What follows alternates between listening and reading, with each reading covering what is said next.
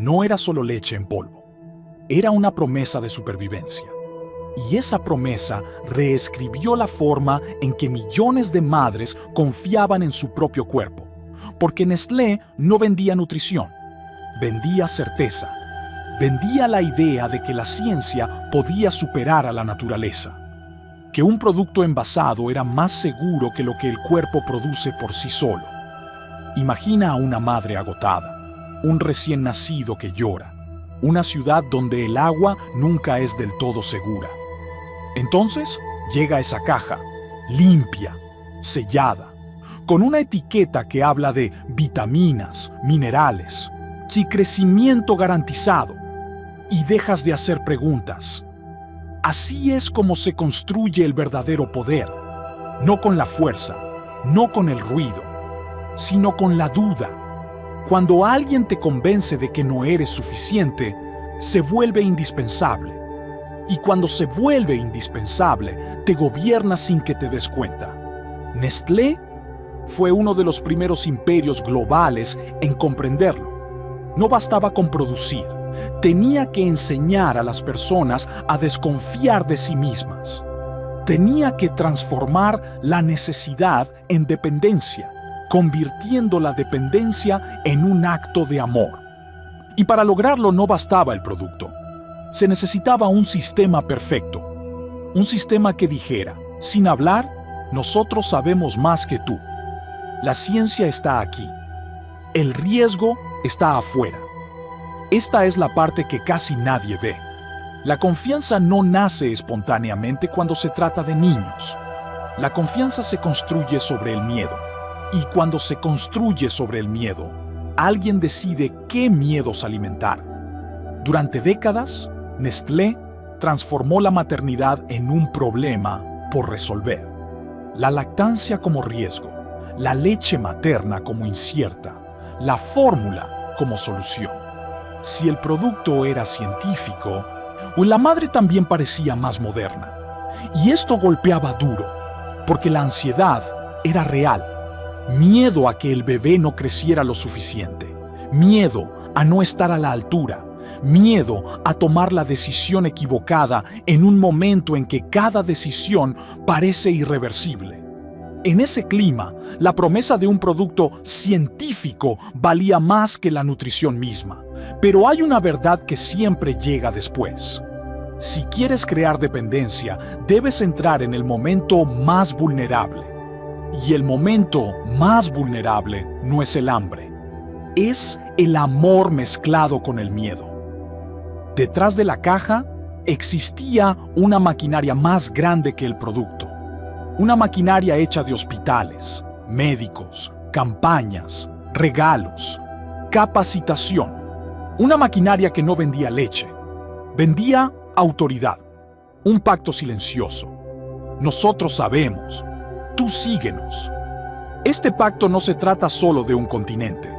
Se trata de cualquier lugar donde la pobreza se mezcla con el deseo de hacer las cosas bien. Se trata de cualquier familia que vive con recursos limitados y expectativas enormes. Se trata de quien acepta consejos vestidos de ciencia porque no puede permitirse dudar. Y aquí llega la pregunta que quiero plantarte. Si una empresa entra a los hogares con la promesa de proteger a los niños, ¿qué sucede cuando esa promesa esconde un interés? ¿Qué les pasa a los cuerpos? ¿A las madres? ¿A las comunidades que han aprendido a depender de algo que no pueden controlar? Porque la historia no termina con el éxito comercial. El éxito es solo el inicio de la separación. En algún momento, la necesidad creada se vuelve más fuerte que la necesidad real. Las opciones se reducen, las alternativas desaparecen. La dependencia importa más que la salud. Y cuando la dependencia se consolida, deja atrás algo preciso: vulnerabilidad. No solo económica, la vulnerabilidad de haber perdido la capacidad de hacer las cosas de otra manera. Quédate conmigo, porque en un momento verás cómo Nestlé construyó esta dependencia con una estrategia simple y devastadora. No cambiando el producto, cambiando la percepción del cuerpo. Y también verás el precio que esa percepción les hizo pagar a quienes no podían permitirse errores. Y no pienses que es una historia lejana. En América Latina, la confianza en los productos envasados para bebés es muchas veces una elección forzada. Cuando falta el tiempo, el agua es incierta y el sistema de salud es frágil, compras lo que parece seguro. No porque ames una marca, sino porque necesitas una garantía. Por eso, Nestlé es interesante. No por la leche en sí, sino por la lección. Si logras que una madre crea que su cuerpo no es suficiente, has ganado en su cabeza. Y esa victoria dura generaciones. Y verás que la ciencia, cuando se usa como marketing, no libera a nadie. Sirve para hacer aceptar productos que de otra forma serían rechazados, siempre. Justo hoy. Porque cuando la confianza se diseña alrededor de la vulnerabilidad, nunca es neutral. Es una elección. Y cada elección tiene consecuencias que no terminan en los estantes. Terminan en los cuerpos, en los hábitos, y en la forma en que una madre mira a su hijo y se pregunta si es suficiente. Nestlé no solo llenó biberones, llenó un vacío de confianza en un mundo que no ofrecía alternativas seguras. Y cuando alguien llena ese vacío en tu lugar, también empieza a decidir cuánto espacio te queda para elegir de verdad. Detrás de esa promesa de protección había una mente estratégica, no sentimental, no ideológica, sino metódicamente orientada al crecimiento. Henri Nestlé no solo quería crear un producto, quería crear una necesidad que antes no existía. Desde el principio había entendido algo simple. Las personas no compran lo que no necesitan, pero la necesidad puede construirse. En una época en que la mortalidad infantil asustaba más que cualquier otra amenaza, Nestlé intuyó que la verdadera batalla no se libraba sobre la calidad de la leche, se libraba sobre la percepción del riesgo. Ciencia, higiene, modernidad, no como detalles técnicos, sino como mensaje. Si el producto parece científico, entonces es seguro. Si está envasado, entonces está controlado. Esa era la lógica, simple y devastadora. Nestlé transformó el producto en autoridad, no solo para los consumidores, sino para el sistema médico mismo. Médicos, hospitales, parteras eran involucrados en la promoción. Batas blancas, consejos autorizados, muestras gratuitas, todo comunicaba legitimidad, todo comunicaba cuidado. Pero la autoridad, cuando está diseñada, nunca es desinteresada. Regalar productos en los hospitales significaba interceptar a las madres en el momento más frágil, justo después del parto, cuando el cuerpo está cansado, la ansiedad alta, la duda constante. En ese momento, un consejo vestido de ciencia pesa más que cualquier instinto. Para Nestlé, la estrategia no era agresiva en la superficie, era paciente. Creía que bastaba entrar en los primeros días de vida del bebé para construir un vínculo permanente. Porque el cuerpo materno, si no es estimulado por la lactancia, deja de producir leche. Y cuando deja de producir, allá no hay opción. La dependencia se vuelve fisiológica. Quien utilizaba el producto no representaba solo a una familia, representaba un modelo. ¿Cómo se nutría al bebé? ¿Qué se consideraba moderno? ¿Qué se percibía como seguro? Todo reflejaba la imagen de progreso que Nestlé quería proyectar en el mundo. Por eso invirtió en capacitación, materiales educativos, apoyo médico. Por fuera parecían actos de responsabilidad social. Por dentro funcionaban como instrumentos de penetración. Si te capacito, también puedo guiarte. Si te apoyo, también puedo orientarte. Si te regalo el producto, también puedo hacerte dependiente. Este tipo de poder no se impone con publicidad agresiva. Se impone con la normalización. con el hábito, con la sensación de que todos lo usan y que es lo correcto. Nestlé no gritaba eslóganes, no prometía milagros evidentes, creaba un ambiente en el que elegir el producto parecía racional. Muchas madres estaban agradecidas. En contextos donde la lactancia era complicada por desnutrición, trabajo, falta de apoyo, ese producto ofrecía una solución. Una forma de nutrir al bebé cuando el cuerpo no respondía. Una forma de sentirse madres modernas, informadas y responsables. Pero cada solución tenía un precio oculto. Y ese precio era la autonomía. Con el tiempo las ideas de Nestlé dejaron de pertenecer solo a la empresa. Se volvieron cultura, se volvieron consejos médicos, se volvieron expectativa social. El sistema seguía expandiéndose incluso sin campañas evidentes. Es más, funcionaba mejor, porque ya no necesitaba convencer. Por fuera, Nestlé era celebrado como ejemplo de innovación alimentaria. La empresa que había hecho científica la nutrición infantil, segura, accesible. Por dentro, la experiencia era más ambigua. Alivio y dependencia convivían. Gratitud y vulnerabilidad se entrelazaban. Y aquí es donde la historia se vuelve incómoda, porque demuestra una verdad que siempre regresa. El poder más efectivo no se presenta como dominio, se presenta como ayuda, como progreso, como protección necesaria. Pero la expansión no podía detenerse en las fronteras europeas. El verdadero mercado estaba en otro lugar, donde la vulnerabilidad era mayor, las alternativas menos accesibles y el deseo de modernidad más fuerte. África, Asia, a América Latina, territorios donde el producto no solo debía venderse, debía educar. Nestlé no llegó con imposición directa, llegó con una promesa razonable. Nutrición científica para niños en lugares donde el hambre y la enfermedad eran cotidianas. Una oferta difícil de rechazar cuando la necesidad es real y la solución parece concreta. Pero detrás de esa promesa había un cálculo preciso. Estos territorios no solo tenían hambre, tenían aspiración. Querían lo que Occidente ya usaba. Querían sentirse parte del progreso global. Y Nestlé ofrecía exactamente eso. No solo comida, sino pertenencia. Las campañas estaban diseñadas con precisión quirúrgica. Imágenes de bebés sanos, sonrientes, bien nutridos. Madres serenas que veían a sus hijos crecer fuertes. Mensajes que hablaban de futuro, oportunidades, salud garantizada.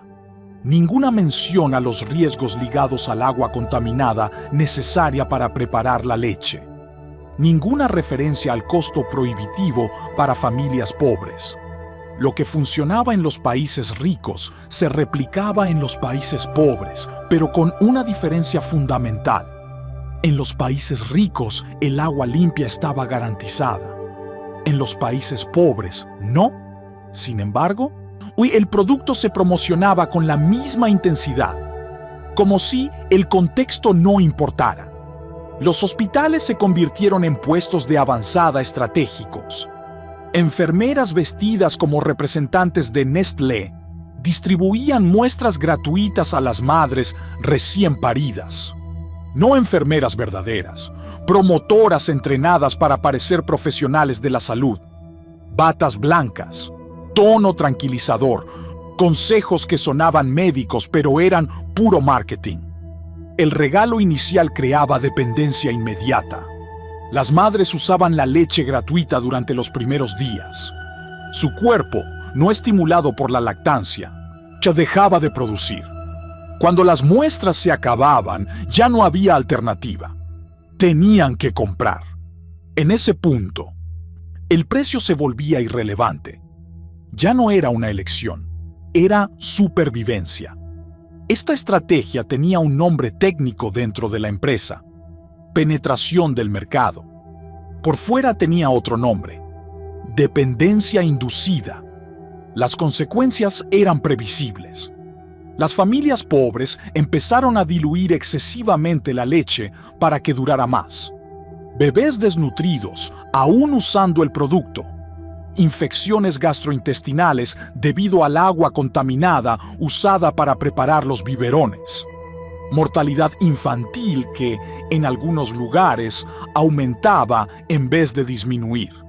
Y sin embargo, el sistema continuaba, porque Nestlé no vendía responsabilidad, vendía producto, y el producto se compraba, no por elección libre, sino por necesidad creada.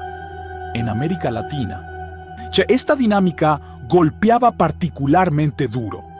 Barrios urbanos hacinados donde el agua corriente era intermitente. Zonas rurales sin acceso a servicios de salud. Madres que trabajaban todo el día y no podían amamantar. La leche en polvo parecía una solución moderna a problemas antiguos, pero escondía una trampa económica y sanitaria. El costo mensual de la leche artificial podía representar hasta el 40% del ingreso familiar.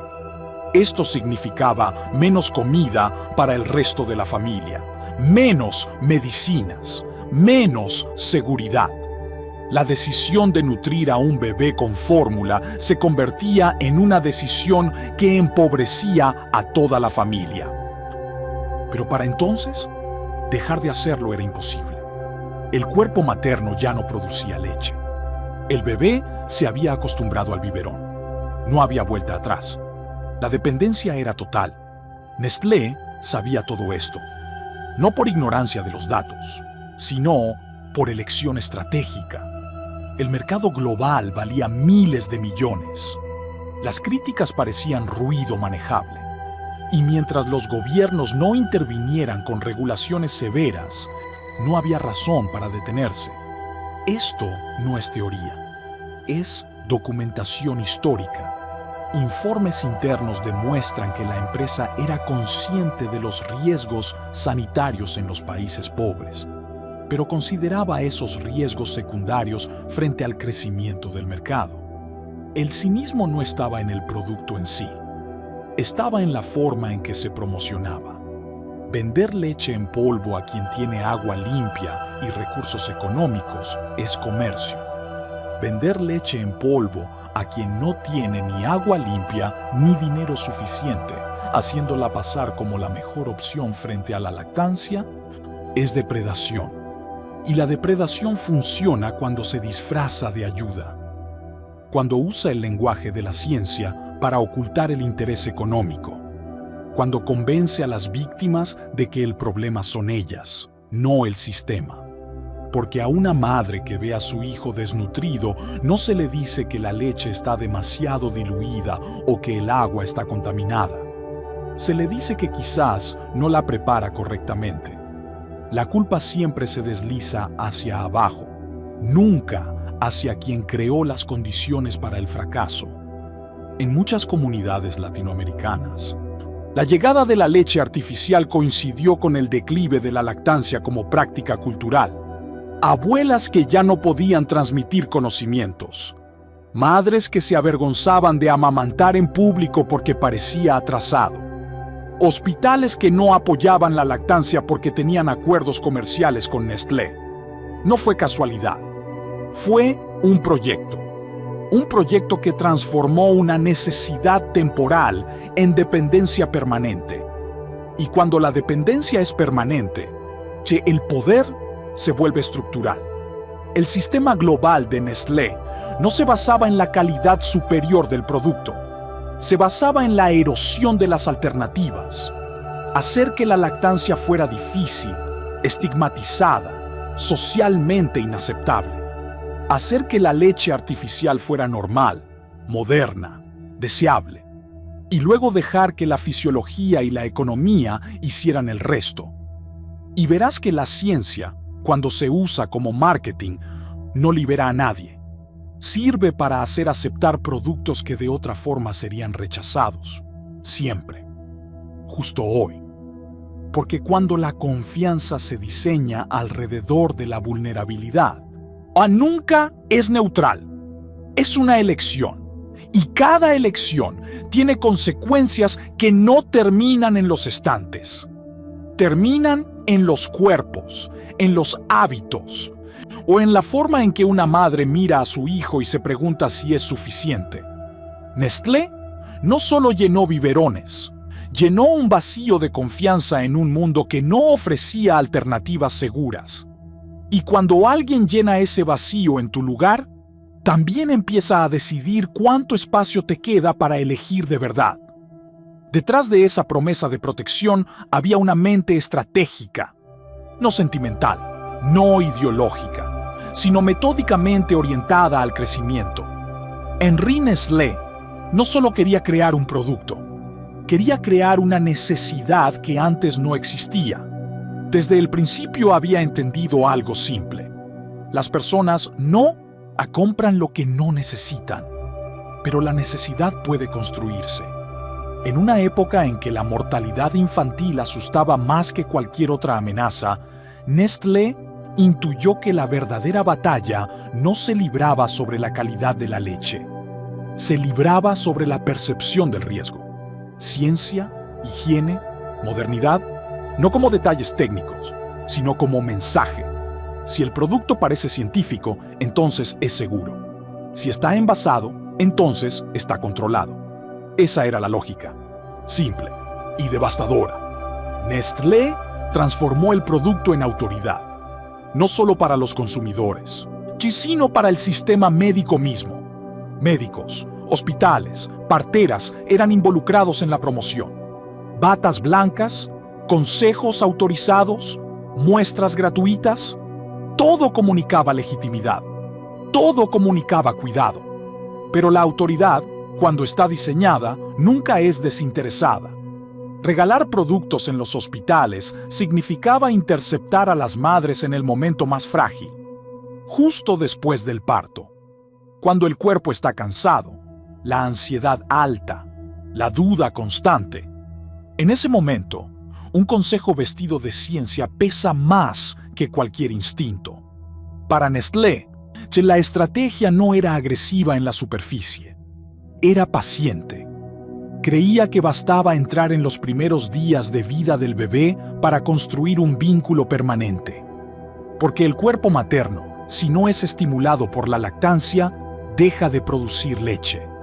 Y cuando deja de producir, y ya no hay opción, la dependencia se vuelve fisiológica. Quien utilizaba el producto no representaba solo a una familia, representaba un modelo. Cómo se nutría al bebé, qué se consideraba moderno, qué se percibía como seguro. Todo reflejaba la imagen de progreso que Nestlé quería proyectar en el mundo. Por eso invirtió en capacitación, materiales educativos, apoyo médico. Por fuera parecían actos de responsabilidad social. Por dentro funcionaban como instrumentos de penetración. Si te capacito, también puedo guiarte. Si te apoyo, también puedo orientarte. Si te regalo el producto, también puedo hacerte dependiente. Este tipo de poder no se impone con publicidad agresiva. Se impone con la normalización, con el hábito, con la sensación de que todos lo usan y que es lo correcto. Nestlé no gritaba eslóganes, no prometía milagros evidentes. Creaba un ambiente en el que elegir el producto parecía racional. Muchas madres estaban agradecidas. En contextos donde la lactancia era complicada por desnutrición, trabajo, falta de apoyo, ese producto ofrecía una solución. Una forma de nutrir al bebé cuando el cuerpo no respondía. Una forma de sentirse madres modernas, informadas, irresponsables. Pero cada solución tenía un precio oculto, y ese precio era la autonomía. Con el tiempo, las ideas de Nestlé dejaron de pertenecer solo a la empresa. Se volvieron cultura, se volvieron consejos médicos, se volvieron expectativa social. El sistema seguía expandiéndose incluso sin campañas evidentes. Es más, funcionaba mejor, porque ya no necesitaba convencer. Por fuera, Nestlé era celebrado como ejemplo de innovación alimentaria. la empresa que había hecho científica la nutrición infantil. Segura, accesible. Por dentro, la experiencia era más ambigua. Alivio y dependencia convivían. Gratitud y vulnerabilidad se entrelazaban. Y aquí es donde la historia se vuelve incómoda, porque demuestra una verdad que siempre regresa. El poder más efectivo no se presenta como dominio, se presenta como ayuda, como progreso, como protección necesaria. Cuando llegaron las primeras acusaciones, Nestlé no negó los hechos, los reorganizó. No se trataba de explotación, sino de incomprensión cultural. No de marketing agresivo, sino de educación sanitaria mal interpretada. No de muertes evitables, sino de complejidades sociales fuera de su control. El lenguaje cambiaba, pero el sistema permanecía intacto, porque admitir responsabilidad habría significado cambiar el modelo. Y cambiar el modelo habría significado perder miles de millones. Así que se eligió la tercera vía.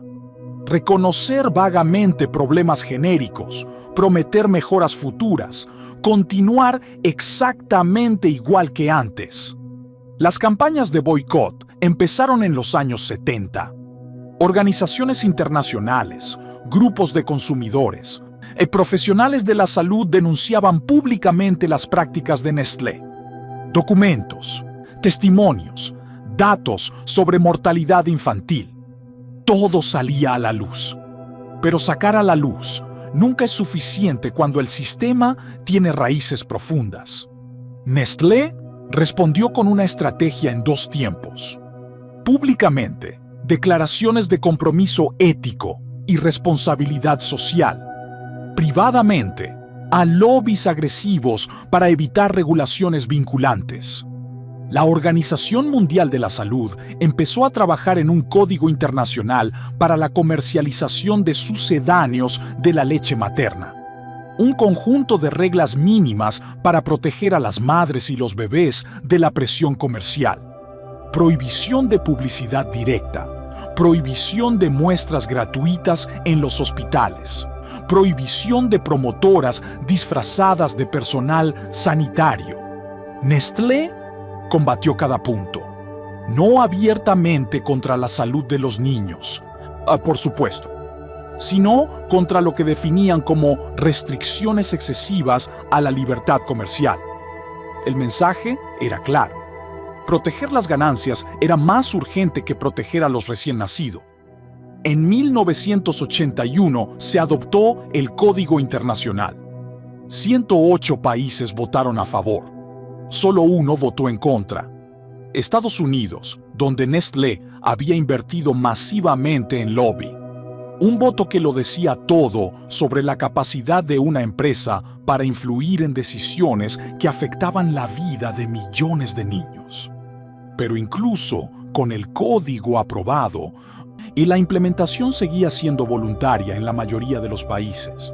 Ninguna sanción real, ningún control efectivo, solo recomendaciones que las empresas podían interpretar a su antojo. Y Nestlé siempre interpretó a la baja. En los años siguientes, las violaciones continuaron. Documentadas, repetidas, sistemáticas. En Asia, África, América Latina, las mismas prácticas que oficialmente habían sido abandonadas reaparecían con nombres diferentes. Ya no promotoras, sino consultoras nutricionales. Ya no muestras gratuitas, sino apoyo temporal. El lenguaje cambiaba para adaptarse a las reglas, pero la sustancia seguía siendo idéntica. Entrar en los hospitales, interceptar a las madres vulnerables, crear dependencia antes de que pudieran elegir libremente. Cada vez que un informe denunciaba nuevas violaciones, a Nestlé respondía con el mismo patrón. Sorpresa, lamento, promesa de investigación interna, compromiso de mejora y ningún cambio estructural. Esta estrategia tenía un nombre en el mundo de la comunicación empresarial: gestión de la reputación. No cambias lo que haces, cambias cómo te ves. Inviertes en comunicación, alianzas con ONGs complacientes, certificaciones que parecen independientes pero están financiadas por la propia empresa. En América Latina, las contradicciones eran particularmente evidentes. Nestlé patrocinaba conferencias sobre nutrición infantil, financiaba investigaciones sobre salud materna, publicaba informes sobre responsabilidad social y simultáneamente, en las periferias urbanas, las mismas prácticas agresivas continuaban. Porque el poder real no está en ocultar todo, está en mostrar lo suficiente para parecer transparente. Mientras las operaciones decisivas suceden en otro lugar. Hablar de ética en conferencias internacionales mientras en los barrios pobres las promotoras siguen distribuyendo muestras. Firmar códigos voluntarios mientras los abogados encuentran vacíos legales en cada párrafo. El boicot duró años. Consumidores en Europa y Norteamérica dejaron de comprar productos Nestlé. Supermercados retiraron artículos de los estantes. Universidades e instituciones públicas cancelaron contratos. La presión era real, pero Nestlé había entendido algo fundamental. Los mercados ricos podían boicotear. Los mercados pobres no podían permitírselo. Si pierdes cuota en Europa, expandes en Asia. Si pierdes en Norteamérica, refuerzas en África. El modelo global permitía trasladar el peso sin colapsar. Y mientras los países ricos debatían sobre ética, los países pobres enfrentaban las consecuencias. Hospitales con techos que gotean, pero refrigeradores Nestlé perfectamente funcionales. Médicos mal pagados que recibían bonos por promover la fórmula. Madres convencidas de que la leche materna era insuficiente porque se lo había dicho alguien con bata blanca. La resistencia requería recursos que a menudo faltaban. Organizar campañas de información costaba. Desafiar a una empresa global en los tribunales costaba aún más. Muchas comunidades simplemente no tenían las herramientas para defenderse. Y Nestlé lo sabía. Esta asimetría es el corazón del problema. Cuando una empresa tiene más poder económico que estados enteros, las reglas se vuelven negociables. Las sanciones se vuelven costos operativos. Y la responsabilidad se vuelve opcional. En los años 90, Nestlé aceptó formalmente el Código Internacional, una victoria aparente para quienes habían luchado durante décadas. Pero aceptar el código significaba interpretarlo, y Nestlé tenía mejores abogados que nadie. Cada palabra se analizaba para encontrar márgenes. Cada prohibición se sorteaba con formulaciones alternativas. Cada control se obstaculizaba con tecnicismos burocráticos. El resultado práctico era que poco cambiaba sobre el terreno, mientras la reputación empresarial mejoraba en las salas de conferencias. Este patrón no es exclusivo de Nestlé. Es el modelo estándar de cualquier gran empresa que opera globalmente en contextos con regulaciones débiles. Crear dependencia, gestionar las críticas, adaptar el lenguaje sin cambiar la sustancia y esperar a que la atención pública se desvíe a otro lado. Porque la atención pública es volátil. Los escándalos pasan, las campañas se agotan, pero los sistemas de dependencia permanecen. Y quien depende no tiene la libertad de esperar a que el mundo se acuerde de ellos. El caso más emblemático de esta estrategia llegó en los años 2000. Nestlé decidió expandir el control más allá de la leche. Agua, no un producto cualquiera, sino el recurso más esencial, aquel sin el cual no existe vida. El enfoque fue idéntico al usado con la leche infantil. Identificar territorios vulnerables, adquirir derechos de extracción, envasar un recurso común y revenderlo a quienes antes lo obtenían gratuitamente. Transformar un derecho en mercancía. En muchas comunidades rurales de América Latina, este esquema se repetía con precisión. Nestlé llegaba con promesas de desarrollo económico, trabajo para unos pocos, impuestos para el municipio, modernización del área. Lo que no decían era el costo oculto. Las napas freáticas se agotaban para llenar botellas destinadas a los mercados urbanos. Los pozos de las comunidades locales bajaban. El agua se volvía más difícil de alcanzar. Y al final, quienes siempre habían tenido acceso gratuito debían comprar botellas de la misma agua que provenía de su territorio. No era robo en el sentido legal. Nestlé tenía contratos, permisos, documentos en regla. Pero cuando un contrato te permite sustraer un recurso vital a quienes lo habitan desde generaciones, el problema no es la legalidad. Es el sistema que hace posible esa legalidad. Las protestas locales eran regularmente ignoradas. Demasiado pequeñas para atraer atención internacional. Demasiado aisladas para construir coaliciones fuertes. Demasiado pobres para enfrentar batallas legales contra un imperio global. Así, Nestlé seguía extrayendo. Y las comunidades seguían perdiendo. Cuando un ejecutivo de Nestlé declaró públicamente que el agua no debía considerarse un derecho humano, sino una mercancía como las demás, el escándalo duró pocos días. Luego, la empresa corrigió el rumbo comunicativo. Aclaraciones, precisiones, contextualizaciones. Pero las operaciones sobre el terreno no cambiaron ni una coma, porque el verdadero poder no se manifiesta en las declaraciones públicas. Se manifiesta en lo que haces cuando nadie mira, en las concesiones que obtienes de gobiernos corruptos o débiles, en los contratos firmados sin consultar a las poblaciones afectadas, en las ganancias extraídas de territorios que nunca verán ese dinero. Esta es la lección más dura. Cuando una empresa crece lo suficiente para convertirse en sistema, deja de responder a las personas. Solo responde a los mercados. Y los mercados no miden sufrimiento, miden rendimiento. Pero hay un momento en que incluso los sistemas más sólidos empiezan a crujir.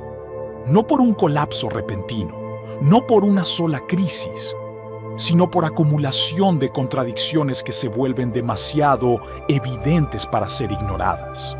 Nestlé había construido un imperio basándose en una promesa simple: confianza. Pero la confianza, cuando se traiciona repetidamente, se transforma en otra cosa: sospecha, rabia, rechazo. Los años 2010 marcaron un punto de inflexión. No porque Nestlé hubiera cambiado sus métodos, sino porque el mundo había cambiado su forma de ver.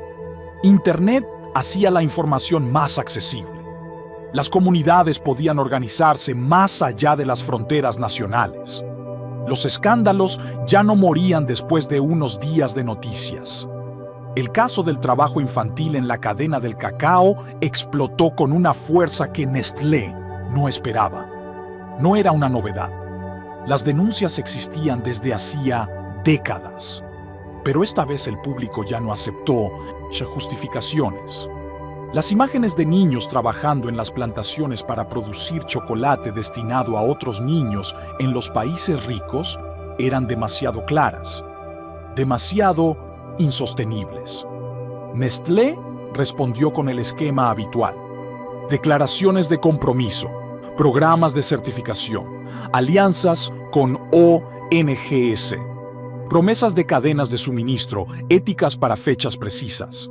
Fechas que luego se postergaban, objetivos que se reducían, metas que nunca llegaban, porque resolver realmente el problema habría requerido cambiar los costos de producción, pagar más a los agricultores, invertir en estructuras de control serias, aceptar márgenes más bajos. Y esto significaba elegir la ética por encima de la ganancia. Una elección que un sistema orientado al crecimiento infinito no puede hacer sin traicionar su propia naturaleza. El modelo Nestlé se basaba en una ecuación precisa. Maximizar el valor para los accionistas significaba minimizar los costos donde fuera posible. Si los costos humanos eran invisibles en los balances, no existían. Si los sufrimientos no afectaban los mercados accionarios, no importaban. Esta lógica funcionaba mientras las consecuencias se mantuvieran lejos de los consumidores finales. Pero cuando las distancias se acortaron y cuando las imágenes empezaron a circular, cuando los nombres de los niños explotados dejaron de ser abstracciones estadísticas, algo se quebró. En América Latina, donde Nestlé operaba desde hacía décadas, la percepción empezó a cambiar. No uniformemente, no en todas partes, pero lo suficiente como para crear espacios de resistencia. Comunidades que rechazaban concesiones para el agua, hospitales que volvían a promover la lactancia materna, movimientos de consumidores que elegían alternativas locales. No eran victorias definitivas. Nestlé tenía recursos para absorber estas resistencias sin colapsar, pero señalaban algo más profundo. La narrativa del progreso que la empresa había construido durante un siglo empezaba a perder credibilidad. El problema ya no era solo ético, se volvía también económico. Las generaciones más jóvenes empezaban a ver a las grandes marcas alimentarias con desconfianza. Escándalos sanitarios repetidos erosionaban la confianza en los productos ultraprocesados. La promesa de seguridad a través de la industrialización ya no funcionaba como antes. Nestlé intentó adaptarse. Adquirió empresas de alimentos saludables, lanzó líneas orgánicas, invirtió en marketing que hablaba de bienestar, naturaleza, autenticidad. Pero cada intento parecía confirmar el problema. Si debías fingir ser algo diferente para ser aceptado, significaba que lo que realmente eras ya no era suficiente. La contradicción era estructural.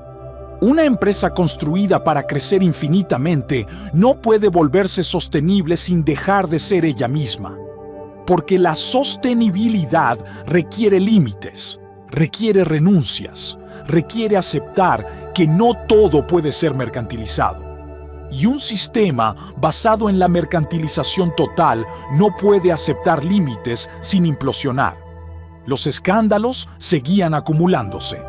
Plástico en los océanos producido por los envases de Nestlé. Deforestación vinculada a las plantaciones de aceite de palma. Explotación de trabajadores en las fábricas asiáticas.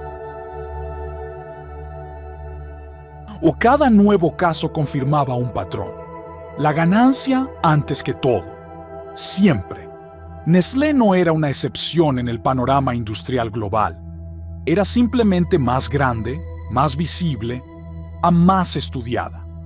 Pero el modelo que encarnaba era compartido por cientos de otras empresas. Crecimiento sin fin, externalización de los costos sociales y ambientales, responsabilidad diluida en estructuras tan complejas que nadie puede ser realmente llamado a responder. Y aquí emerge la pregunta más incómoda. ¿Es posible reformar un sistema así desde adentro? ¿O el problema es el sistema mismo? Porque cuando la lógica de base es extraer valor de todo lo que existe, cada reforma se vuelve cosmética. Puedes mejorar las condiciones en una fábrica, pero si el modelo requiere trasladar la producción donde los controles son más débiles, el problema se desplaza sin resolverse. Puedes certificar una cadena, pero si el costo de la certificación se traslada a los productores más pobres, no has resuelto nada. La crisis de Nestlé no es una crisis de gestión, es una crisis de legitimidad. Cada vez más personas empiezan a preguntarse si una empresa tan grande puede realmente operar en el interés común. o si su mera existencia en esa forma representa un problema que ninguna reforma puede resolver. En los territorios donde Nestlé extrae agua, esta pregunta no es teórica, es cotidiana. Cada vez que un pozo se seca mientras los camiones llenan botellas destinadas a los supermercados urbanos, la contradicción se vuelve física, tangible, imposible de ignorar. En los barrios pobres donde madres diluyen la leche artificial porque no pueden permitirse las dosis correctas, la pregunta es aún más directa. ¿Cuánto vale la vida de un niño que no puede comprar suficiente producto para sobrevivir? ¿Y quién decide que esa vida vale menos que las ganancias trimestrales? Estas preguntas no tienen respuestas fáciles, pero ignorarlas no las hace desaparecer. Las acumula, las solidifica, hasta que se convierten en una presión que ni siquiera el sistema más consolidado puede seguir gestionando sin consecuencias. El declive de Nestlé no será económico. Los números seguirán siendo sólidos durante años. El declive será reputacional, cultural. Será la lenta erosión de la capacidad de hacer creer que lo que hacen es necesario, justo, inevitable. Y este tipo de declive es más peligroso que un colapso financiero, porque cuando pierdes credibilidad, pierdes la capacidad de operar sin resistencia. Cada nueva operación es escrutada, cada declaración es puesta en duda, cada promesa se mide contra un pasado que no olvida. En este sentido, Nestlé está pagando el precio de haber sido demasiado grande durante demasiado tiempo. Cada territorio tocado conserva memoria. Cada comunidad dañada se convierte en un caso de estudio. Cada escándalo se suma a los otros, construyendo una narrativa que la empresa ya no puede controlar. Las generaciones jóvenes en América Latina crecen con una conciencia diferente a la de sus padres. Saben lo que significa dependencia de las grandes corporaciones. Han visto comunidades vaciadas cuando las fábricas cierran. Han visto recursos naturales extraídos sin beneficios locales. Han visto promesas de desarrollo transformarse en explotación disfrazada. Esta memoria colectiva es el verdadero límite al crecimiento infinito. No puedes expandirte para siempre si cada nuevo territorio te mira con sospecha. No puedes construir confianza si donde quiera que estuviste dejaste cicatrices. Y no puedes mercantilizar todo si las personas empiezan a reconocer el mecanismo y a llamarlo por su nombre. El poder que Nestlé construyó en más de un siglo no desaparecerá mañana, pero se está volviendo cada vez más costoso de mantener. Más recursos dedicados a la gestión de la reputación, más juicios legales, más campañas para convencer de que esta vez es diferente, más energía gastada en defender lo indefendible. Y cuando un imperio gasta más tiempo defendiéndose que construyendo, ya empezó a retirarse, aunque los balances todavía no lo muestren. Pero el verdadero problema no es solo Nestlé, es el sistema que hizo a Nestlé posible. Un sistema donde la ganancia es la única métrica que realmente importa, donde las consecuencias humanas son externalidades por gestionar, no factores por evitar. Cuando hablamos de imperio alimentario, no estamos hablando solo de una empresa. Estamos hablando de un modelo replicado en cada sector: farmacéutico, tecnológico, energético. La estructura es siempre la misma: crear dependencia, maximizar extracción, minimizar responsabilidad. Nestlé no inventó nada nuevo, solo perfeccionó una lógica que ya existía: tomar lo que es común y hacerlo privado, tomar lo que es gratuito y hacerlo de pago, tomar lo que funcionaba sin intermediarios e insertarse como indispensable. La lactancia materna funcionaba desde hacía milenios sin necesidad de empresa. Nestlé no mejoró ese sistema, Lo reemplazó con algo que requería compra continua. El agua brotaba de las napas sin costo para las comunidades. Nestlé no creó nuevas fuentes. Privatizó las existentes y las revendió a quienes las usaban gratuitamente. Esta es la verdadera innovación del capitalismo moderno.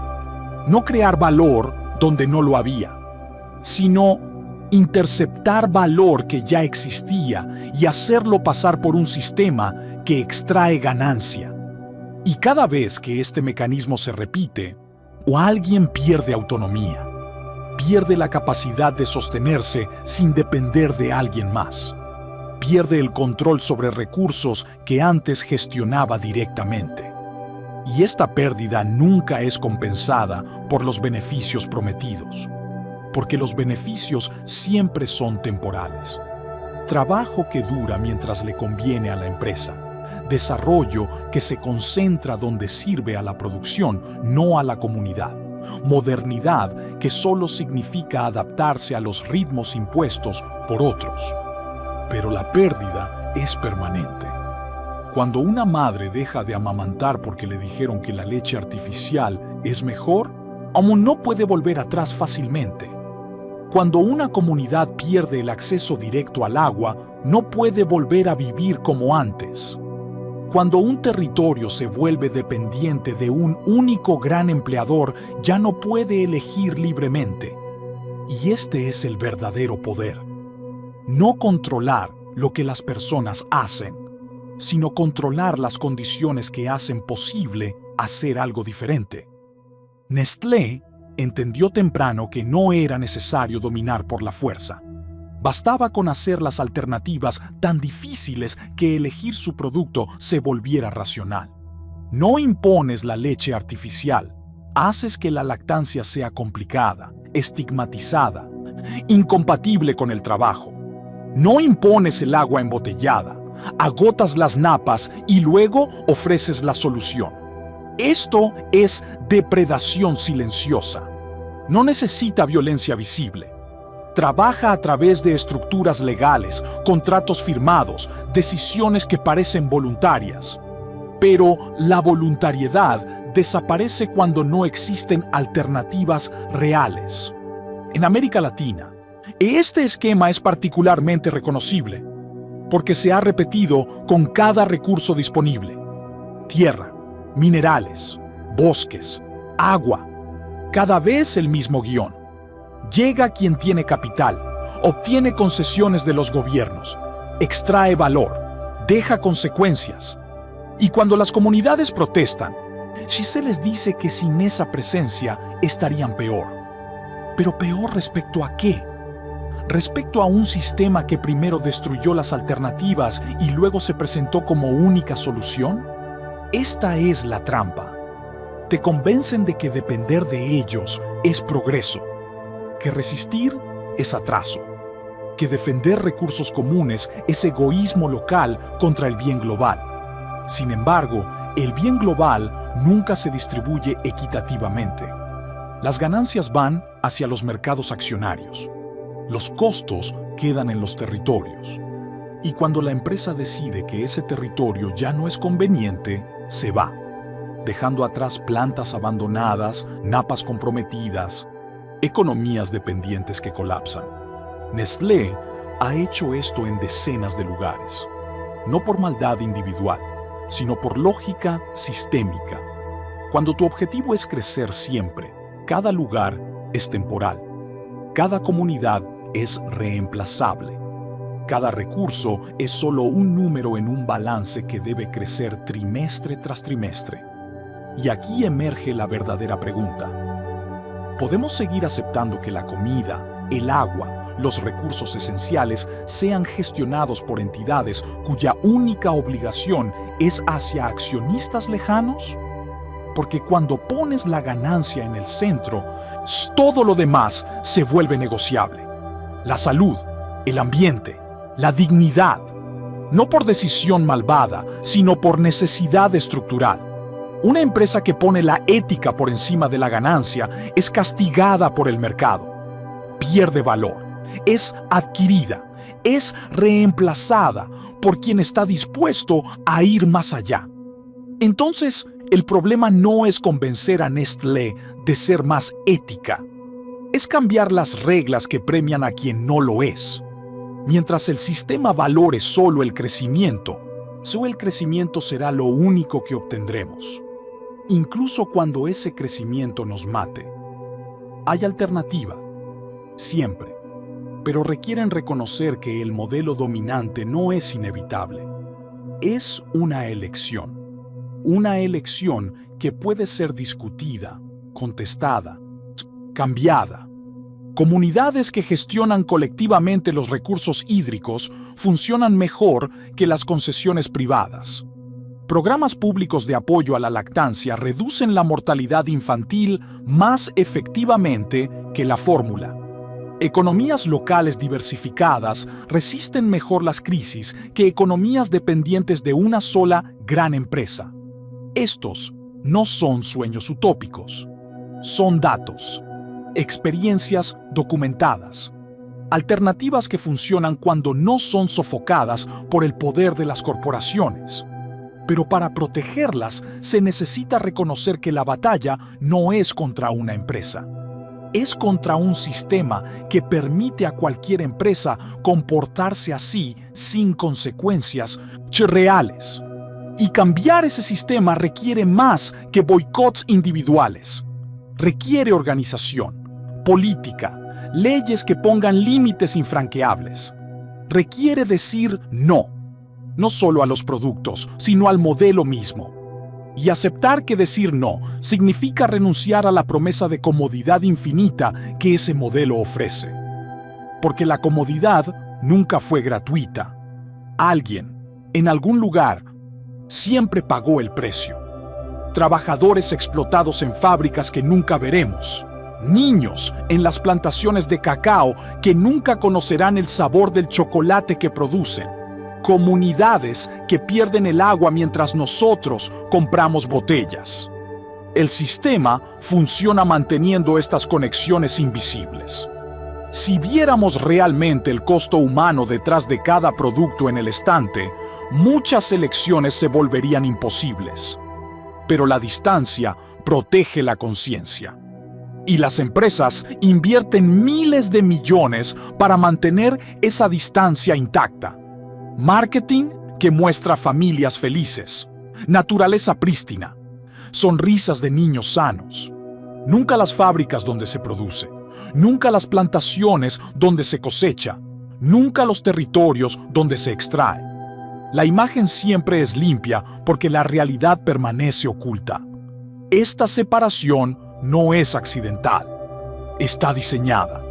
Sirve para proteger el consumo de la conciencia. Porque un consumidor consciente es un consumidor peligroso para el sistema. Empieza a hacer pregunta. Empieza a buscar alternativa. Empieza a organizarse con otro. Y por eso cada intento de hacer transparentes las cadenas es obstaculizado. Etiquetas vagas. Certificaciones controladas por las mismas empresas que deberían ser controladas. Información enterrada en documentos inaccesibles. La verdadera transparencia haría colapsar demasiados modelos de negocio. Nestlé no es una excepción mala en un sistema bueno.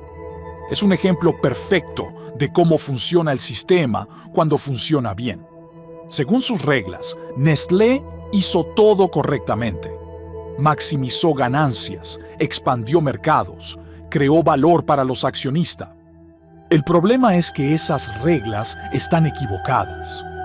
Y cuando las reglas están equivocadas, ya no basta con pedirles a las empresas que se comporten mejor, porque se comportan exactamente como el sistema requiere. Crecer o morir, expandirse o ser absorbidos, extraer valor o perder relevancia. Esta es la lógica que gobierna cada decisión empresarial, no la maldad de los directivos individuales, no la falta de valores personales, sino una estructura que premia a quien elige la ganancia por encima de todo y castiga a quien duda. Cuando un CEO de Nestlé decide expandir la extracción de agua en un territorio vulnerable, o no lo hace por crueldad personal, lo hace porque el consejo de administración requiere crecimiento, porque los accionistas miden el éxito en rendimiento trimestral, porque el mercado accionario no perdona a quien se ralentiza. ¿Y si ese CEO decidiera diferente? Si eligiera limitar el crecimiento para proteger a las comunidades locales, sería reemplazado por alguien más dispuesto a seguir las reglas del juego, y el sistema continuaría idéntico. Esta es la trampa más profunda. El sistema se autorreproduce independientemente de las personas que lo habitan. Puedes cambiar a los directivos, pero la estructura permanece. Puedes reemplazar las marcas, pero la lógica continúa. Mientras las reglas premien la extracción sin límites, y la extracción sin límites será la norma. Nestlé se convirtió en símbolo de este problema porque es visible, presente en todas partes, conectado a productos cotidianos, imposible de ignorar. Pero detrás de Nestlé hay cientos de otras empresas que operan con la misma lógica, menos conocidas, menos estudiadas, pero igualmente integradas al sistema. La comida que comemos pasa por pocas corporaciones globales que controlan cadenas enteras. El agua que bebemos está cada vez más privatizada. Las semillas que los agricultores usan pertenecen a patentes controladas por multinacionales. La concentración de poder no se ralentiza, se acelera, y cada nueva concentración reduce las alternativas. Cuando pocas empresas controlan la mayoría del mercado, pueden dictar precios, calidad, condiciones de trabajo. Los consumidores ya no tienen elección real. Los productores ya no tienen poder de negociación. El sistema se cierra sobre sí mismo. En América Latina, esta concentración es particularmente violenta, porque se superpone a vulnerabilidades preexistentes. Economías ya frágiles, estados ya débiles, comunidades ya marginales. Cuando llega una multinacional que no encuentra resistencias estructuradas, encuentra territorios listos para ser moldeados según lógicas externas. Las promesas de desarrollo siempre funcionan al principio. Trabajo para quien no lo tenía, infraestructuras donde antes no existían, acceso a mercados globales. Pero estas promesas ocultan la dependencia que se está construyendo. Una dependencia que se hace visible solo cuando es demasiado tarde para volver atrás. Cuando una fábrica de Nestlé abre en una región pobre, te trae salarios regulares. Familias que antes sobrevivían con agricultura de subsistencia ahora tienen ingresos monetarios. Parece progreso, y en parte lo es, pero ese progreso tiene un precio oculto. Las tierras agrícolas se abandonan porque el trabajo en la fábrica paga más. Los conocimientos tradicionales se pierden en una generación. La seguridad alimentaria local colapsa porque todos compran en vez de producir. Y cuando la fábrica cierra porque encontró mano de obra más barata en otro lugar, no queda nada. Ni el ingreso de la fábrica, ni la autonomía agrícola que existía antes. Solo una comunidad más pobre y más dependiente que cuando todo empezó. Este esquema se repite con precisión mecánica, no por error, sino por diseño. Porque el modelo requiere movilidad total del capital e inmovilidad de las personas. Las empresas se mueven donde conviene. Las comunidades permanecen donde nacieron. Y cuando el capital se va, las consecuencias quedan. Nestlé ha perfeccionado esta movilidad. Puede cerrar una planta en un continente y abrir otra al otro lado del mundo en cuestión de pocos años. Puede trasladar la producción donde los salarios son más bajos, las regulaciones más débiles, la resistencia menos organizada. Y cada traslado deja atrás personas que habían construido su vida alrededor de esa presencia. Pero la marca continúa. Los productos siguen en los estantes. el consumidor final no ve nada. Para él, Nestlé siempre está ahí, estable, confiable. Esa estabilidad está construida sobre la inestabilidad permanente de quien produce. Y aquí emerge otra contradicción. Vendemos a los consumidores la idea de tradición, continuidad, confianza que dura generaciones. Pero esa continuidad es posible solo porque quien trabaja detrás nunca tiene continuidad. Salarios bajos porque siempre hay alguien más desesperado, dispuesto a trabajar por menos. Condiciones duras porque quien protesta puede ser reemplazado. Precariedad total, disfrazada de oportunidad. El poder de Nestlé no está solo en vender productos. Está en controlar las condiciones de existencia de millones de personas sin aparecer nunca como controlador.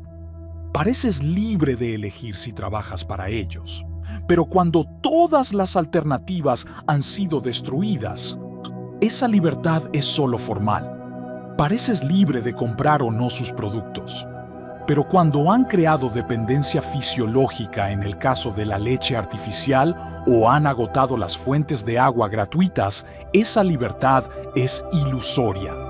Esta es la forma más eficiente de dominio. No tienes que imponer nada directamente. Basta con modificar el ambiente hasta hacer que tus condiciones sean la única opción razonable. Y luego, llamar a esa sumisión elección libre. Cuando miras a Nestlé, y no estás mirando una empresa, estás mirando un espejo del capitalismo global, con todos sus mecanismos al desnudo: concentración, extracción, dependencia, movilidad asimétrica, responsabilidad diluida, ganancia socializada hacia arriba, costos descargados hacia abajo. Y cada intento de regular este sistema se combate como ataque a la libertad. ¿Pero de qué libertad hablamos? ¿La libertad de una empresa de agotar napas freáticas? ¿La libertad de crear dependencia en poblaciones vulnerables? ¿La libertad de cerrar fábricas dejando a miles de personas sin futuro? Eso no es libertad, es impunidad. Y llamarla libertad es solo una forma de hacerla intocable. El lenguaje siempre fue instrumento de poder. Cambia las palabras y cambias la percepción. Explotación se vuelve oportunidad. Extracción se vuelve desarrollo. Dependencia se vuelve asociación. Y quien se opone es descrito como obstáculo al progreso. Esta inversión semántica protege el sistema mejor que cualquier ley. Porque si controlas el lenguaje, controlas el debate. Si logras que la explotación pase como normalidad, ya no tienes que defenderla. Simplemente se vuelve la forma en que funcionan las cosas. Nestlé siempre usó esta estrategia con precisión. Nunca habla de ganancia extraída de territorios pobres. Habla de inversiones en comunidades locales. Nunca habla de dependencia creada artificialmente. Habla de soluciones nutricionales innovadoras. Nunca habla de recursos sustraídos. Habla de gestión eficiente de recursos hídricos. Cada frase está calibrada para invertir la responsabilidad. Si una madre no puede pagar la leche artificial, el problema es su pobreza, no el precio del producto. Si una comunidad pierde acceso al agua, el problema es la falta de infraestructuras, no la extracción industrial. Si un trabajador recibe poco pago, el problema es el mercado laboral local, no la política salarial empresarial. De esta forma, las consecuencias siempre se separan de las causas. Y quien causa el daño aparece como quien busca resolverlo. Nestlé no es el problema. Es la solución que no funciona lo suficiente. Así que se necesita más Nestlé, no menos. Esta inversión funciona porque el poder real no necesita justificarse con verdades. Solo necesita controlar la narrativa el tiempo suficiente para hacer las alternativas impensables. Y Nestlé controló esa narrativa durante más de un siglo. Pero el control de la narrativa tiene un límite. Funciona mientras las consecuencias permanezcan lo suficientemente lejos como para ser ignoradas. Cuando se vuelven demasiado evidentes, demasiado cercanas, demasiado personales, la narrativa empieza a crujir. Y en los últimos años, las grietas se han vuelto imposibles de ocultar. No solo para Nestlé, para todo el sistema alimentario industrial. Escándalos sanitarios, crisis climáticas ligadas a la producción intensiva, colapso de ecosistemas, obesidad y desnutrición que conviven en el mismo país, a menudo en el mismo barrio. La comida industrial prometía abundancia para todos. Produjo abundancia para pocos y consecuencias para muchos. Prometía seguridad a través de la estandarización.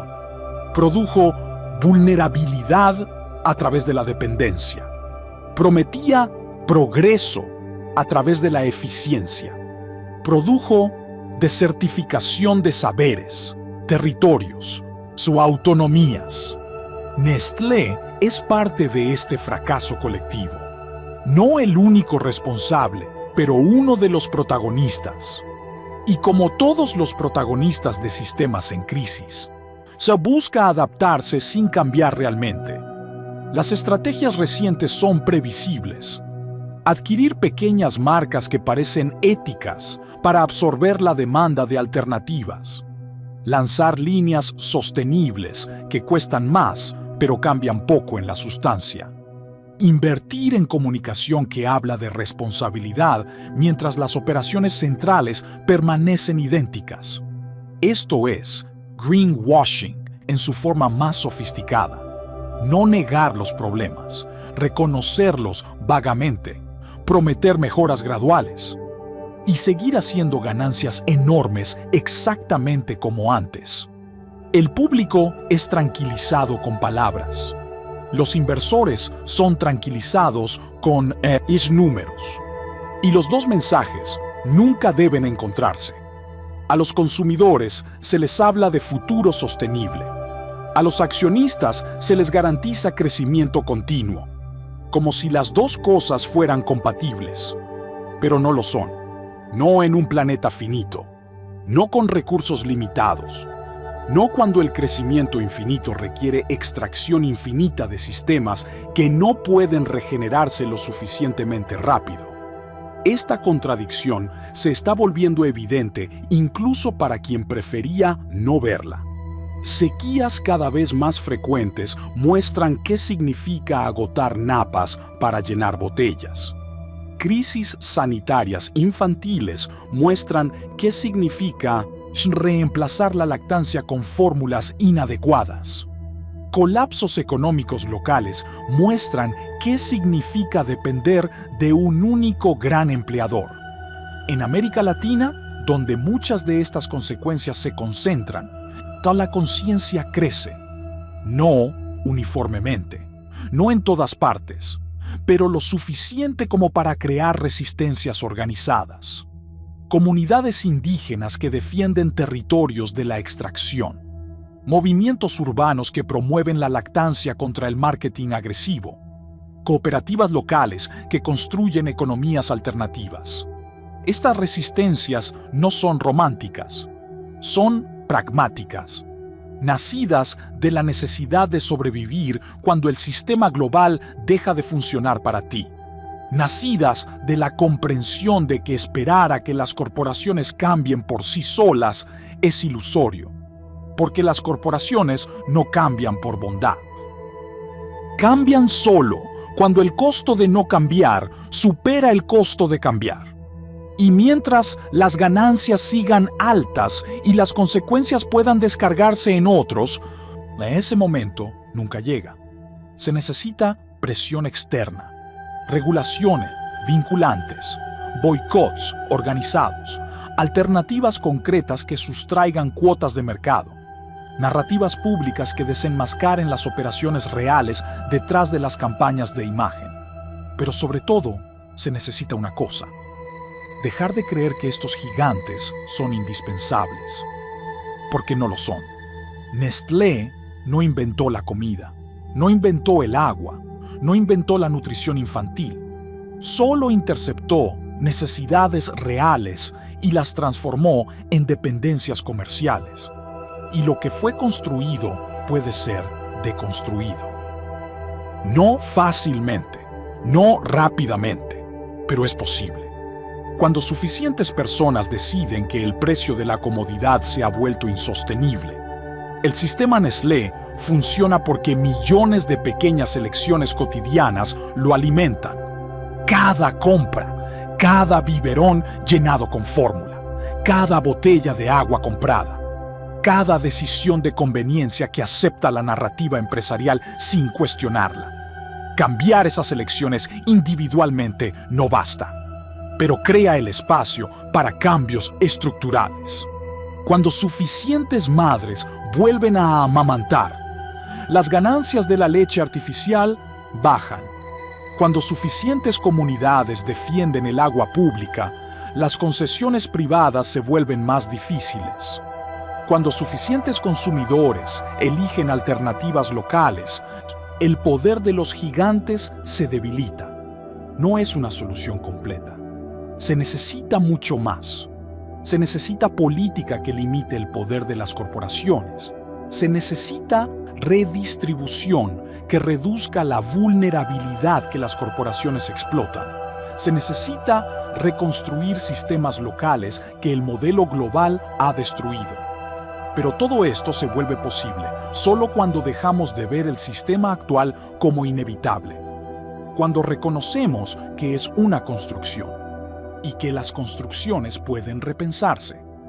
Nestlé ha construido un imperio sobre una estrategia simple: convencer a las personas de que depender de ellos es normal, que o las alternativas son atrasadas, riesgosas, impracticables, que renunciar a su presencia significa renunciar al progreso. ¿Pero progreso hacia dónde? ¿Hacia un mundo donde 3 empresas controlan la mayor parte de la comida global? ¿Donde el agua es mercancía y quien no puede pagarla muere de sed? ¿Donde amamantar a un hijo se convierte en un acto de resistencia contra el marketing agresivo? Si esto es progreso, y tal vez hay que repensar qué significa esa palabra. Porque el verdadero progreso no es acumular poder en pocas manos, es distribuirlo. No es crear dependencias cada vez más profundas.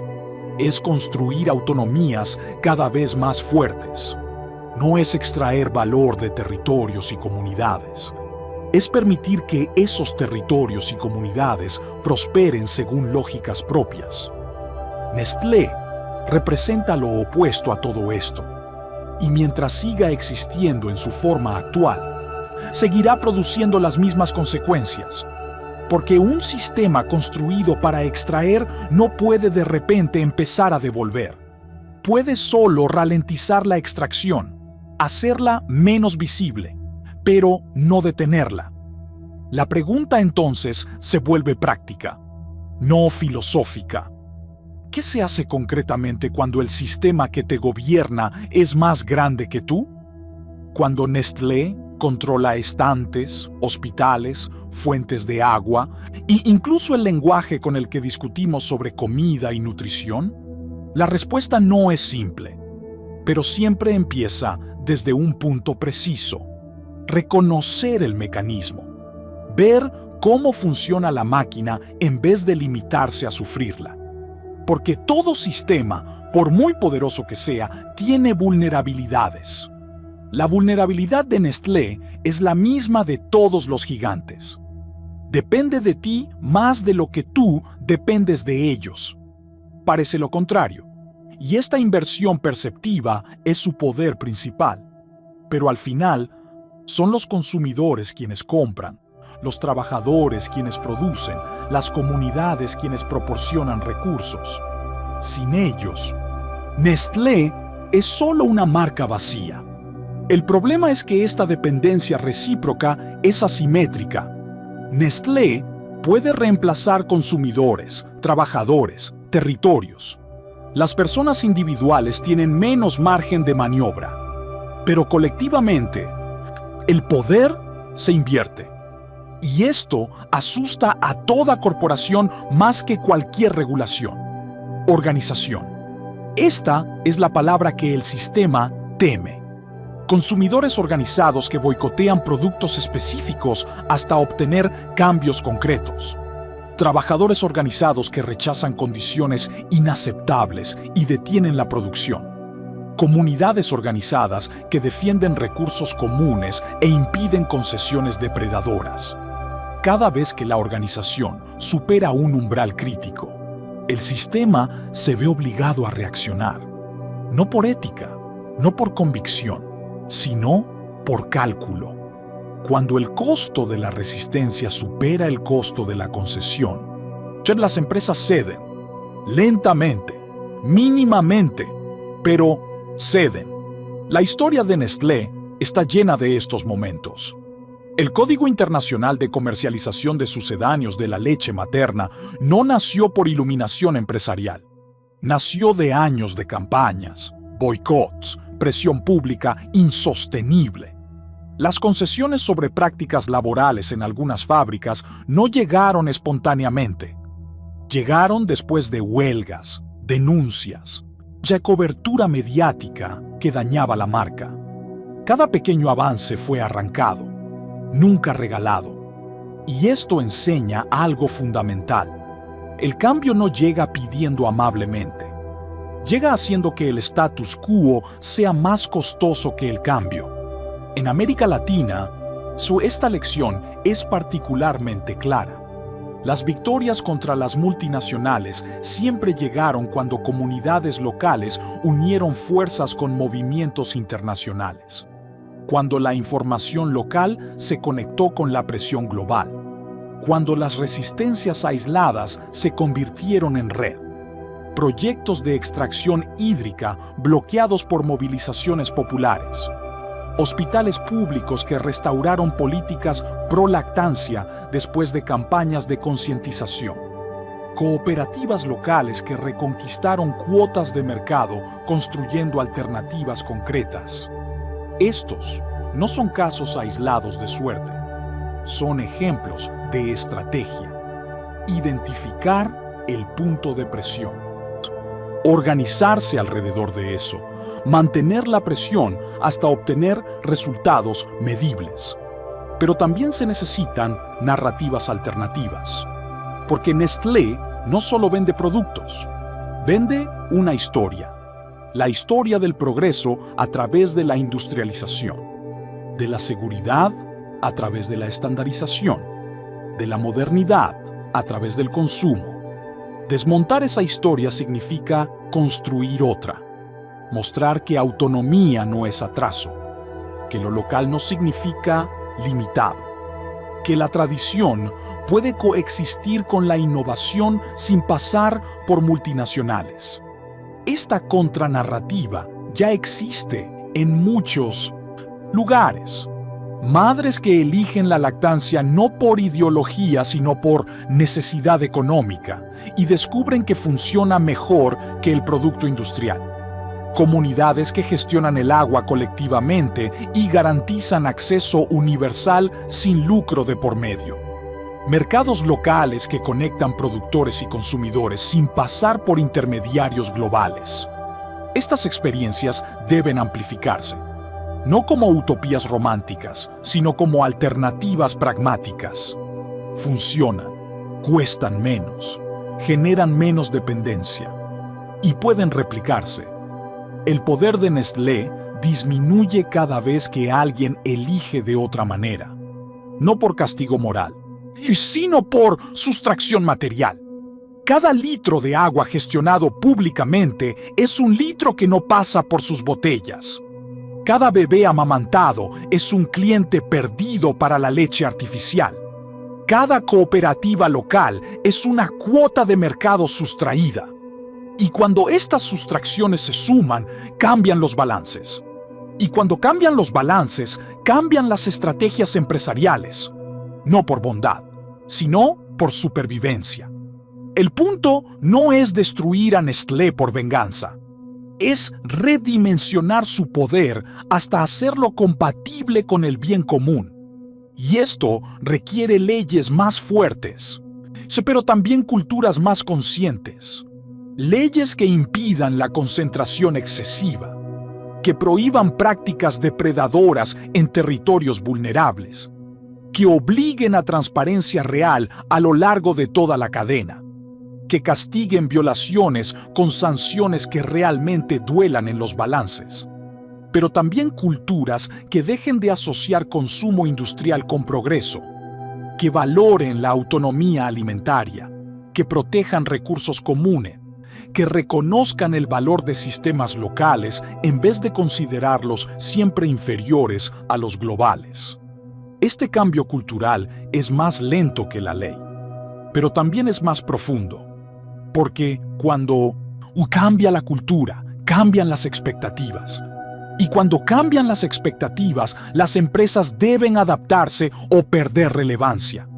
Nestlé hoy enfrenta algo que nunca había enfrentado antes con esta intensidad: una crisis de legitimidad generacional. Las nuevas generaciones, especialmente en contextos urbanos, miran a los gigantes alimentarios con más escepticismo que sus padres. Ya no creen automáticamente que industrial significa seguro. Ya no creen que grande significa mejor. Este escepticismo es el primer paso. El segundo es organización. El tercero es construcción de alternativas. Y el cuarto es defensa política de esas alternativas contra quienes inevitablemente intentarán absorberlas o destruirlas. Porque Nestlé no observará pasivamente su propio redimensionamiento. Usará lobby para bloquear regulaciones. Adquirirá marcas alternativas para neutralizar la competencia. Invertirá en comunicación para reconstruir confianza.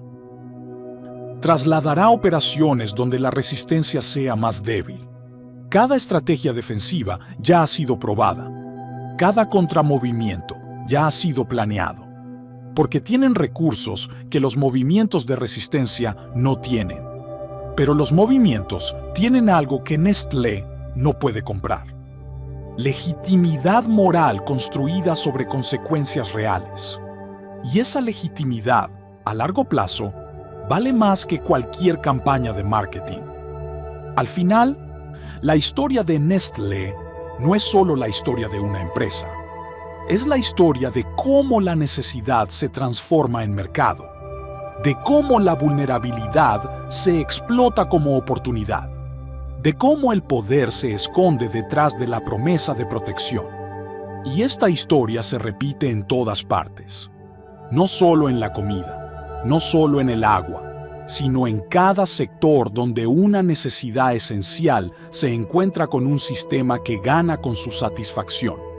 La salud se convierte en farmacéutica, la educación se convierte en deuda estudiantil, la vivienda se convierte en especulación inmobiliaria. Cada vez el mismo mecanismo. Tomar lo que las personas no pueden evitar y construir encima un sistema de extracción permanente. Nestlé ha perfeccionado este modelo en el sector alimentario, pero el modelo no le pertenece. Pertenece a una lógica más grande, una lógica que considera cada aspecto de la vida humana como potencial fuente de lucro y que no reconoce límites éticos salvo aquellos impuestos desde afuera. Cuando miras una botella de agua Nestlé, no estás mirando solo plástico y líquido.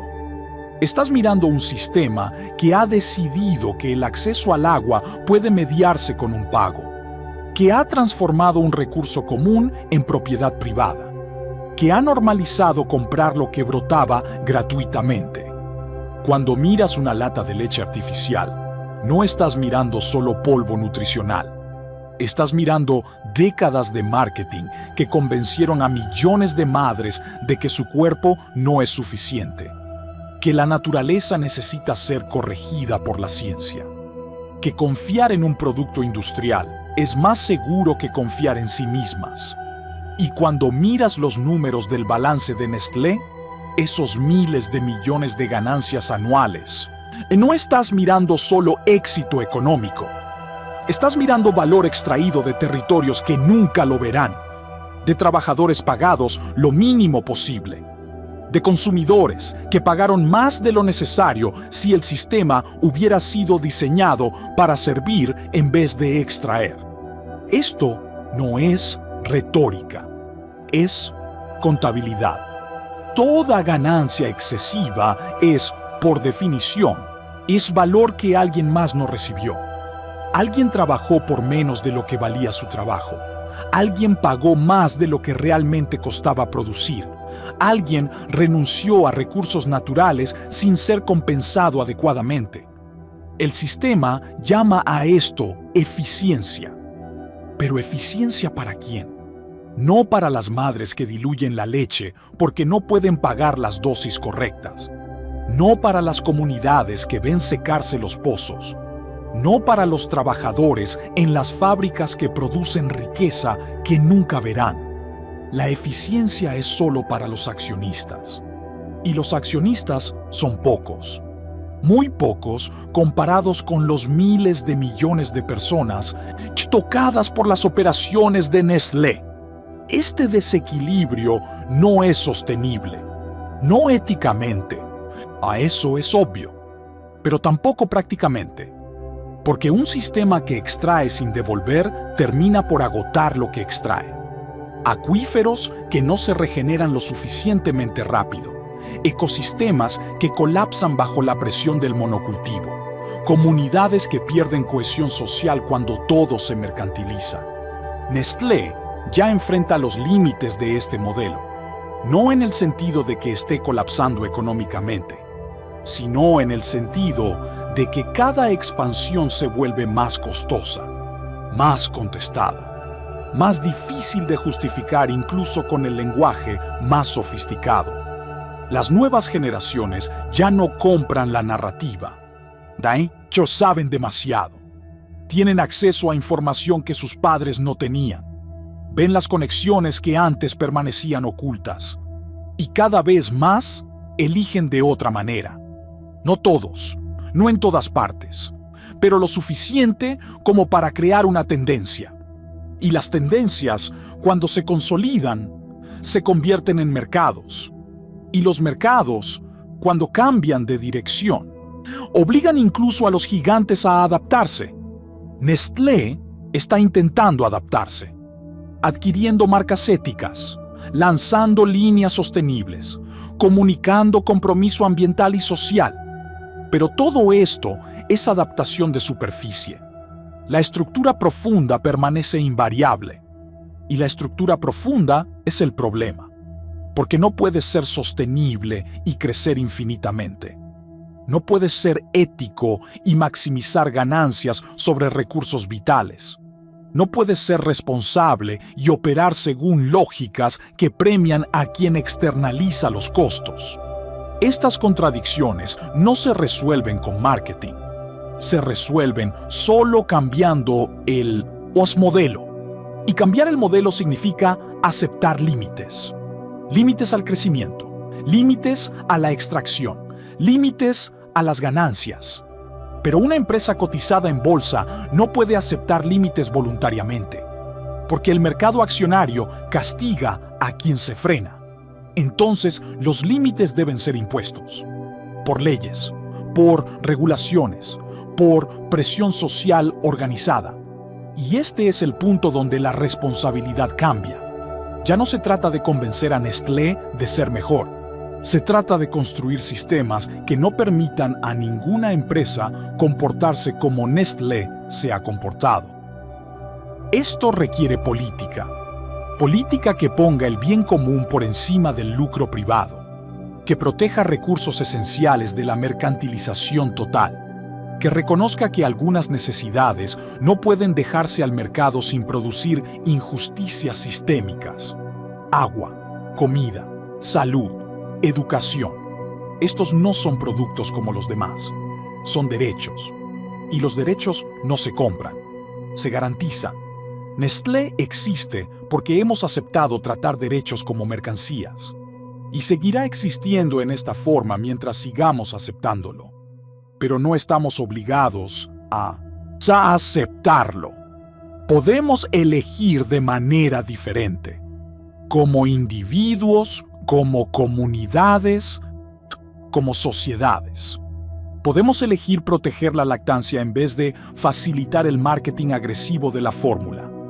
Podemos elegir gestionar el agua como bien común en vez de concederla a privados. Podemos elegir construir economías locales diversificadas en vez de depender de pocos gigantes globales. Cada elección tiene consecuencias, y cada consecuencia se acumula hasta convertirse en sistema. Nestlé no es inevitable. Es una elección colectiva repetida durante décadas. Y lo que ha sido elegido puede cambiarse.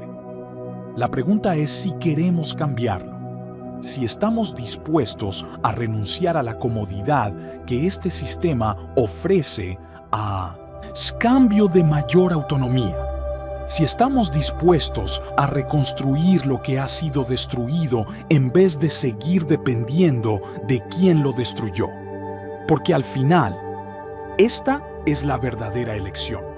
Entre dependencia cómoda y autonomía trabajosa, entre un sistema que decide por nosotros y uno que construimos juntos, entre aceptar el poder de unos pocos o distribuirlo entre muchos. Nestlé ha mostrado qué sucede cuando elegimos la dependencia. Ha mostrado a dónde lleva a concentrar el poder. Ha mostrado el precio real de la comodidad industrial. Ahora sabemos. Y saber es el primer paso. El segundo es decidir. El tercero es actuar. No será fácil, no será rápido, pero es posible. Y todo sistema que ha sido construido puede ser deconstruido cuando suficientes personas deciden que ya no sirve a sus intereses. Nestlé construyó un imperio sobre una intuición simple. Las personas elegirán la comodidad incluso cuando esa comodidad las vuelva vulnerables. Tal vez sea tiempo de demostrar que esa intuición estaba equivocada. Tal vez sea tiempo de elegir diferente. Si esta historia te hizo reflexionar sobre cómo funcionan los sistemas que gobiernan nuestras vidas, cuéntamelo en los comentarios. ¿Has notado estas dinámicas en tu ciudad, en tu país, en tu experiencia personal? Dale like si crees que estas historias deben contarse. Comparte este video con quien piensa que los gigantes alimentarios son indispensables. Y suscríbete, porque cada día seguimos desmontando las narrativas que nos venden como verdades inevitables.